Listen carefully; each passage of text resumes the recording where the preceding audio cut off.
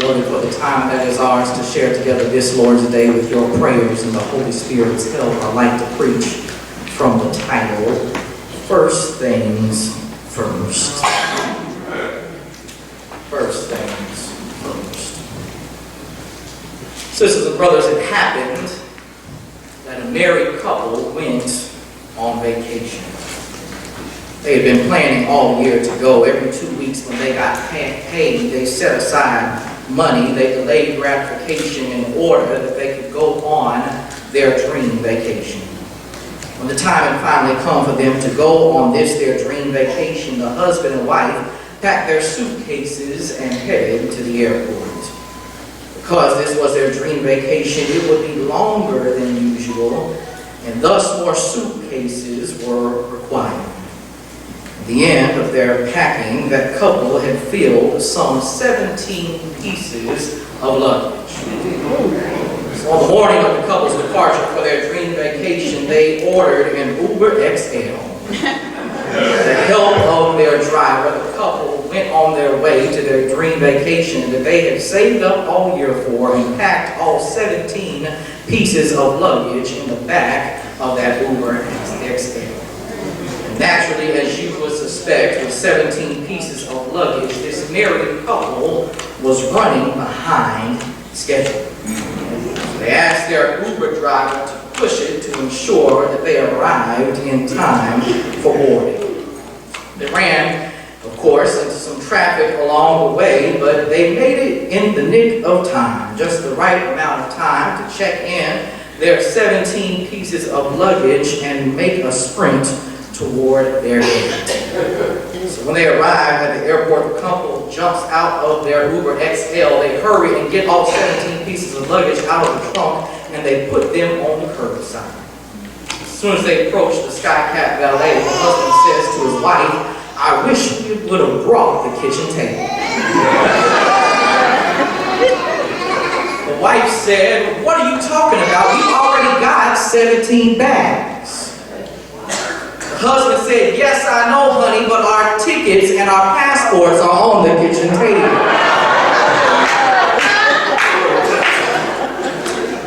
Beloved, while this couple was trying to get to their dream vacation's destination, all of their planning, packing, and preparing, the couple had forgotten to put first things first. Instead of beginning with the most important thing that would open access for them to everything else, they put everything else ahead of the first thing that would bring them everything.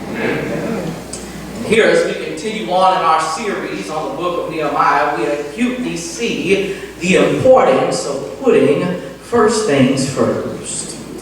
The first 2 chapters of Nehemiah, we have seen Nehemiah go through a lot to get to the point in the text where we pick up today. You remember this. Nehemiah was cupbearer in the king of Persia's court. His brother came and told him of his homeland's destruction and despair. Nehemiah was greatly troubled, and so it happens that Nehemiah is presented with the divine opportunity to ask of the king for assistance in rebuilding and restoring his homeland. Thus, after presenting the problem and his plan, Nehemiah is given permission to leave the king's service for service to the King of Kings. He makes the journey all the way from the king's winter residence in Susa through the province beyond the river and finally to the gates of Jerusalem, where after spending 3 days resting from his travel, he goes out and inspects the wall at night. After inspecting the wall and its disappointing disrepair, Nehemiah shares his God-given vision to lead the people in rebuilding the wall in order to restore their witness. He stands up and he shares his God-given vision with the people, to which the people reply, "Let us start rebuilding." Immediately thereafter, after promptly dealing with some discouragement from Sanballat, Tobiah, and Geshem, there at the end of chapter 2. Here at the beginning of chapter 3, verse 1, begins the record for us about how and who rebuilt and repaired the wall of Jerusalem as they replied, "Let us rebuild." Here it is for us, beloved, that we, like the people to whom Nehemiah shared his vision and having responded with the refrain, let us rebuild, here it is also that we must begin our own record. How and who we will rebuild and repair the brokenness of our world, of which our God has given to each of us according to his wisdom. As we begin this rebuilding and repairing process, it's important for us to remember to keep first things first. Because as we all well know, it's easy to talk, but it's hard to walk. It's easy to talk about a problem. It's hard to fix a problem. Y'all know that it's easy to have a dream, but it's hard to make it a reality. It's easy to have a God-given vision. It's not so easy in being faithful to the everyday small tasks that add up to achieving and moving us incrementally toward the place of our God-designed, God-destined victory. In order to move from where we are in our disrepair to our destination to get there, we have to keep first things first, or we will get overwhelmed and settle in defeat. As Dwight Eisenhower said, taking first things first often reduces the most complex human problem to a manageable proportion. So it is that when you keep first things first, God can work God's vision for your life through you. And so it is when you keep first things first, God can really do the impossible through you. Amen. So it is when you keep first things first, God can achieve his victory through what you do. So then the question that you must answer, the question that I must answer, the question we all must answer today is, how then do you keep first things first? Oh, beloved, if the text have any cues and clues, and I believe that it does, the first thing you must do to keep first things first is you must commence your process.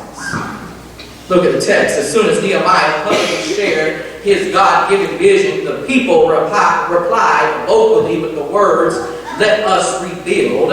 In the end of Nehemiah chapter 2, watch this. Then the people immediately replied vocationally in Nehemiah chapter 3. Let me say that again. As soon as Nehemiah publicly shared his God-given vision at the end of Nehemiah chapter 2, the people replied vocally with the words, let us rebuild. And then at the beginning of chapter 3, the people replied vocationally with each of their work. Once they said they were going to rebuild, the people started rebuilding. That's what we can see here, just even upon a cursory glance of Nehemiah chapter 3. Everyone in their respective places got to work.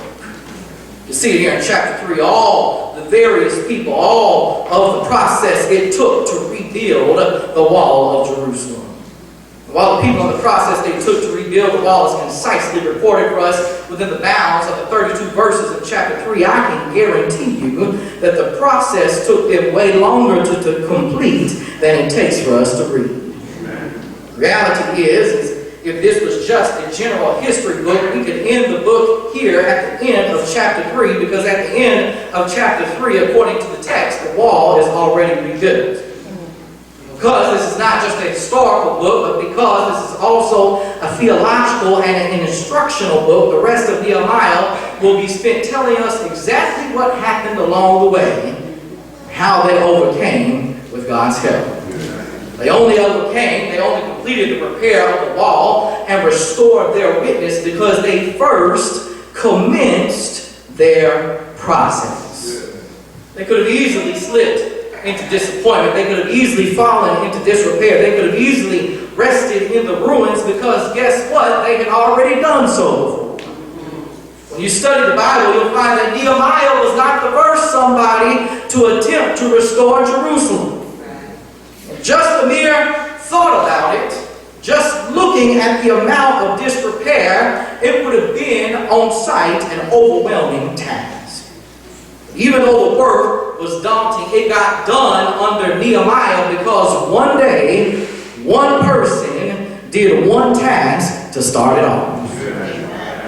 Same will be true for you. You can only close the huge gap between where you are now and where God is calling you if you start with one day, one step, one action, one thing at a time. See, no one sits down and writes a whole book at one time. The author takes one chapter, one page, one paragraph, one sentence, one word at a time. A student goes to college and gets a degree immediately.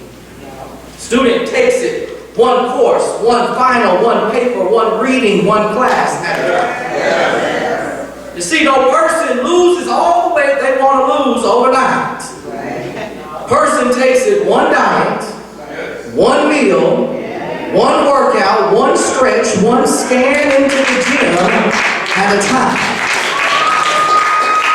You see, beloved, achieving vision is a process. Process takes time, but a process has to be commenced, it has to be started in order for it to be completed. I know it's hard, I know it's difficult, I know it can be frustrating at times, but remember, anything that's worth having is worth working for and is worth waiting for. So you have to commence the process, and processes take time. I love it when it comes to New Haven pizza. I am a Pepe's loyalist. I'm just a simple guy. Just give me a basic pepperoni pizza, and I'm good to go.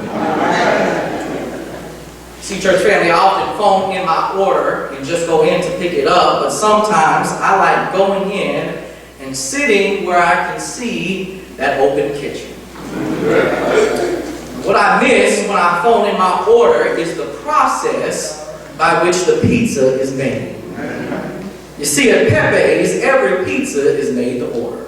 It starts with dough. The chef takes a piece of it, rolls it around, kneads it, stretches it out, tosses it in the air, and pushes it from the inside out.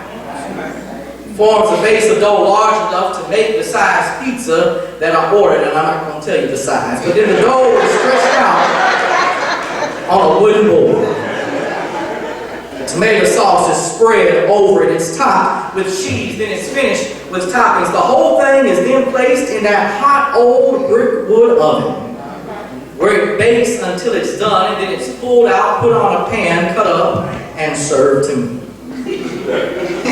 Oftentimes, we just enjoy the finished product without examining the faithful process it took to get there. See, I didn't just order the pizza and it magically appeared out of thin air. But it started with one piece of dough, one ladle of sauce, one handful of cheese, one sprinkle of toppings, until it all came together in this process to make a Pepe's pizza. And oftentimes we can get discouraged when we play the comparison game of looking at where other people are now, because what we didn't see is the process of how and what it took for them to get there. Our pastor in Houston, Texas says it's easy to shout in the scriptures when we see the word suddenly. Can we still shout when we read the phrase in the fullness of time? It's a process. If you are to keep first things first, you must not only commence or start the process. Secondly, you must consecrate your priorities. Look at the text. The Bible says in Nehemiah chapter 3 verse 1, right after Nehemiah shared the vision with the people, after the people replied, "Let us reveal," that Eliashib, the high priest, set to work with his fellow priests and rebuilt the sheep gate. Now, if you read Nehemiah closely, what we've been preaching and teaching about these past couple of weeks, you'll remember that when Nehemiah set out to inspect the wall on that nighttime ride around the city, there was no mention of a sheep gate. You can look at it there. It's there in your Bibles if you didn't blot it out. In chapter 2, verse 13, Nehemiah starts his inspection by the valley gate. Rides past the Dragon Spring. He goes by the Dung Gate. He went by the Fountain Gate and the King's Pool. He inspects some more of it on foot, and then he turns back and returns in a circular fashion by the valley gates. All these gates would have been gates that were important for the functioning of a city. It seems like Nehemiah would have started with one of these that he mentions from his night round. The Bible says that Nehemiah's work begins with Eliashib, the high priest, and his fellow priest were down at the sheep gate. Now remember, beloved, Nehemiah is not really about rebuilding a wall. That's just a means to an end. Nehemiah is really about restoring the witness of God's people. And how appropriate it is that the restoration of a people's witness begins at the sheep gate. Well, you see, it was through the sheep gate where sheep were brought into the city for sacrifice on behalf of the sins of the people in order to worship Almighty God. To first begin the restoration of the people's witness at the sheep gate is to prioritize folks' relationship with God and the worship of God. People of God, put first things first, we must likewise consecrate our priorities. Like Nehemiah, the valley gate can't be the first gate that we restore. Like Nehemiah, the dung gate can't be the first gate we restore. The king's pool can't be the first thing that we restore. Use the analogy of a house. The front door where we receive guests shouldn't be the first thing that we restore. The back door where we take out the trash should be the first thing we restore either. See, the door to the pool or the deck where we rest and relax shouldn't even be the first thing we restore either. But the door to our prayer closets, we connect and reconnect with God, should be the first thing that we restore. See, to put first things first, our priorities must be consecrated. The story is told that there was a lighthouse along a bleak coast. It was tended by a keeper who was given enough oil for 1 month at a time and was told to keep the light burning every night. One day a woman came to the keeper of the lighthouse and asked him for oil so that her children could stay warm. The farmer came and asked the keeper of the lighthouse for oil so that his son could light his lamp so that he could read. Still another came and asked the keeper of the lighthouse for oil so that he could use it to drive his car. The keeper saw each of these as a worthy request and measured out just enough oil for each to satisfy all. Near the end of the month, the tank of oil to keep the light on in the lighthouse during every night ran dry. That night there at the end of the month, the lighthouse was dark, and as a result, 3 ships crashed onto the rocks. More than 100 lives perished. When the government official investigated, the keeper of the lighthouse explained what he had done and why. He told them of a woman who needed oil to keep her children warm. He told them of a farmer whose son needed oil to burn a lamp so that he could read. He told them of another who needed oil to drive his car. The government official stopped the keeper of the lighthouse and said, "You had one job. You had one priority. That was to keep the light in the lighthouse burning so that no ships would wreck on shore and no lives would perish. Everything else was secondary. Lighthouse keeper, there is no defense." Beloved, what we value most must come first. What values us most must come first. Who we say is the head of our lives must take chief place. And everything else must fall into place around it. So that means that if I can't do everything I want to do right now, so be it. Amen. That means I can't hang out with everybody I want to hang out with. Cool. That means I can't do something that you want me to do. I'm sorry. That means if I don't have everything I want right now, that's okay. That means if I have to let some things go, all right. If I have to let some things shift around me, if that means that God has to shift some things from me, Lord, have your way. In order to keep the first things first, I must keep my priorities consecrated. My priorities have to be set on the worship of God, wherein I can see my own value to God as His beloved and see others as the same. I got to get out of here, but if you are going to put first things first, you must not only commence your process, must not only consecrate your priorities, but thirdly and finally, you must celebrate your progress. Amen. The Bible says in Nehemiah chapter 3, verse 1, then the high priest Eliashib set to work with his fellow priests and rebuilt the sheep gate. Consecrated it, set up its doors. But beloved, this is just verse 1. This is just one part of the wall. The entire wall is nowhere near completion. This is only one gate. Though it's not an important gate, though it is, an important gate, it's not even the main gate. The Bible records that once they commenced the process, once they consecrated their priorities, once they completed the first thing, though the work was far from over, they stopped and they consecrated the sheep gate. Yes. Now, scholars have suggested this can be for a couple of different reasons. It could be that just because they were priests, consecrating things was just what they did. It could also be that since the sheep gate was so closely connected to worship, since it was so close in location to the temple, the priests felt the need to consecrate it even though it was not touching the temple for itself.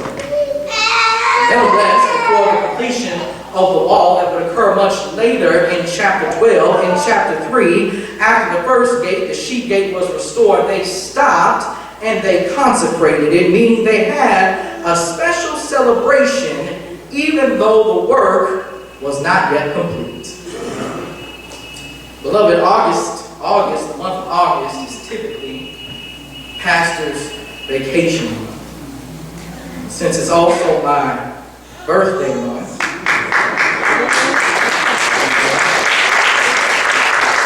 shout out to my fellow Leos in the house. And I typically take some vacation time in the month of August.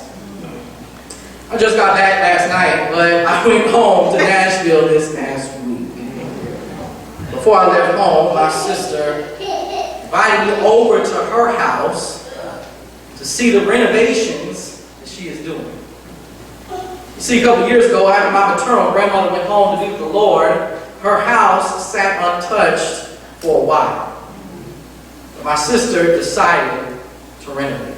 Amen. So every time I visit home for the past couple of years, I've gone over there to see what work she's done. See, it's a self-made job. After working on the weekends, she's working her way. She's already completed the bedrooms. She's done the living room. She's completed the dining room. And now, that's all left to do is the kitchen. Amen. And along every step of the way for these past couple of years, whenever I've gone home, I've gone over to that house. We've celebrated room by room the progress that she's made in renovating the home.